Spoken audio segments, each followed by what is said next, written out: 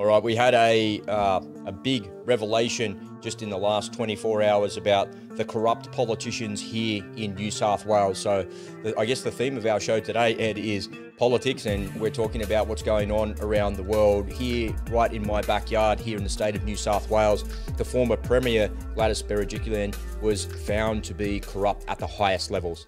So we have a thing here in Australia called the Independent Commission Against Corruption, ICAC.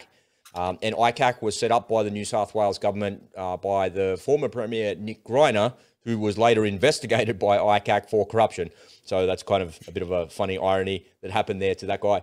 But essentially what had happened is Gladys had a relationship with another member of parliament, and she was the Premier, she was the Treasurer, and she was the Premier of New South Wales. And she's the member for Willoughby, or was. And so she had a relationship with this guy, which she was supposed to disclose under the parliamentary rules. And if you see something untoward or you think something is not quite right, you're supposed to report it. You're supposed to tell somebody about it. And she didn't do that. So she's been found to be corrupt. But the way that she's been found to be corrupt is it's kind of by association.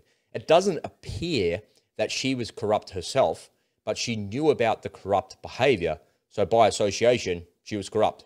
So it's like saying, if I committed a crime and I told you about that crime, Ed, whatever that was, small, medium, or large, doesn't matter. If I told you about that crime, you're now an accomplice to that crime. If you don't report that, you'll be the accomplice to it. I'd report you in a New York minute. What's a New York minute? I've never heard that phrase. Fast. Oh, that's fast, is it? Yeah. So she was not wanting to hear about the corrupt behavior of her so-called partner / boyfriend, whatever, and she knew that they were discussing his business deals, and some of the tapped phone conversations were so damning. So her partner was the one that was being investigated for corruption, and the ICAC had tapped his phone and she was calling, and they're like, oh, we didn't know that they were having a relationship. This is juicy. What's going on? Are they talking to each other about work and about what's going on? And they are. And there's been some very damning communication that's come out as a result of that. So I've got a video I'll share. The sound is a little bit low on this, folks, but just bear with it because it's worth listening to. And I'll just let it play there, and we'll talk about that. I'll pause that as we go, and you'll see just how damning this is for her. All right, here we go. We begin with breaking news. Gladys Berejiklian has been found to have engaged in 2 separate instances of corrupt conduct in bombshell findings by the ICAC. The only good news for the now disgraced former Premier is that ICAC is not suggesting the DPP pursue criminal charges against Ms Berejiklian. Let's go straight now to our political editor, Andrew Clennell. Andrew, firstly. So that's the gist of it there. So the gist is, I'll just drag the video across here to the side. So she refused. So these are the 2 things that her corrupt conduct was. She refused to notify ICAC of her suspicious activities about Maguire's, refused to notify ICAC of her suspicion about Maguire's activities. And Maguire was her boyfriend. And in ICAC, she concealed conduct she suspected was grave misconduct. So she covered up the crime, essentially, is what it means.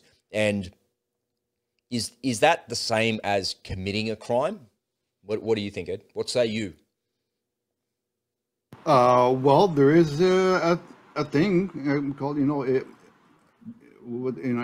a conspirator, a co-conspirator. If you know of a crime, you're supposed to report it. Right?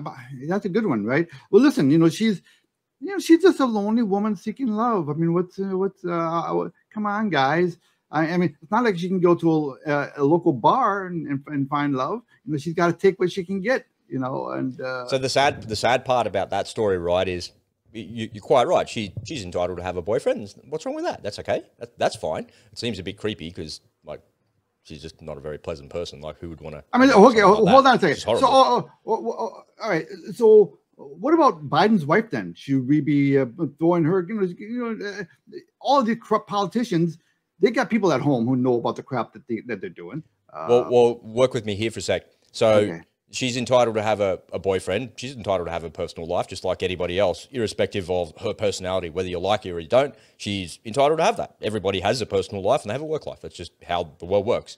But was this guy getting involved with her because he knew that she was the Treasurer of New South Wales, and ultimately she became the Premier, and he's saying, oh, you know, can you help me do this? Can you get the money for this? Okay, can you build a hospital different. here and do that? That's so different. I think that she got suckered into it in some ways. Well, that's different. You know, if she used her power to help him in his illegal activity, well, yeah, then all bets are off. You know, go after her. Right? So my thinking is that, like, when I look at this guy, he's no oil painting, and neither is she. But yeah, who would ever want to be with a woman like that? She was just a fucking awful person, man.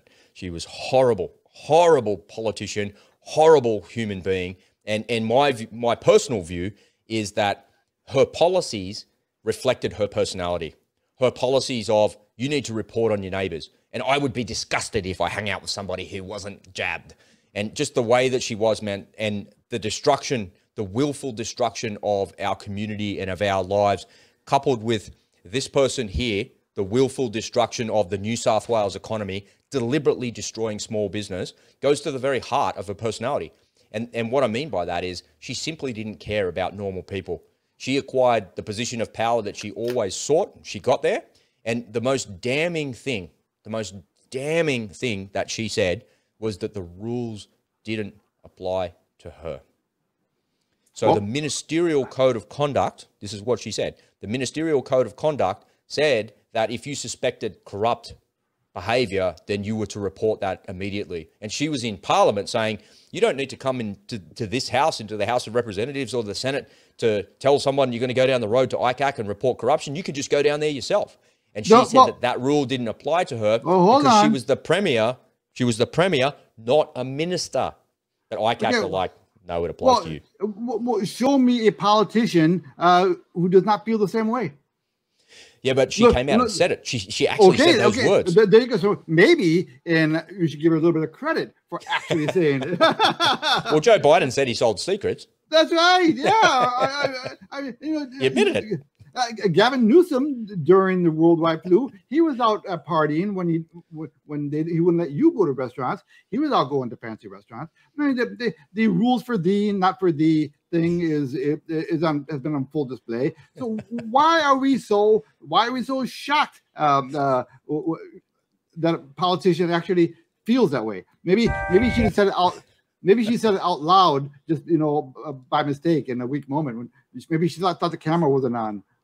I thought this video here kind of typified exactly what it was, and people were looking closely, and they were looking, and they were having a close look, and this is what happened.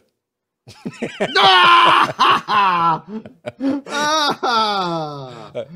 got a couple of videos here that sort of explain exactly how New South Wales politics has unfolded in the last couple of weeks. Here's another video that really shows that for you. I just got to, hang on a sec. I'm all fingers and thumbs here. Let me just show you this is what happened to Gladys Berejiklian. She was minding her own business, doing a thing there. She's the lady on the ladder, and this is what happened to her.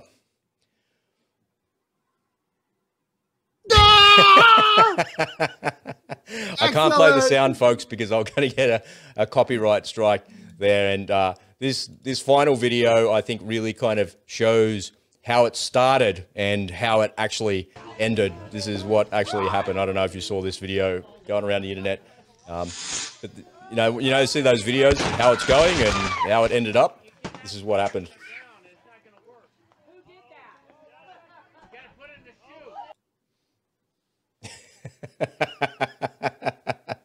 That's New South Wales. That's Gladys Berejiklian's life.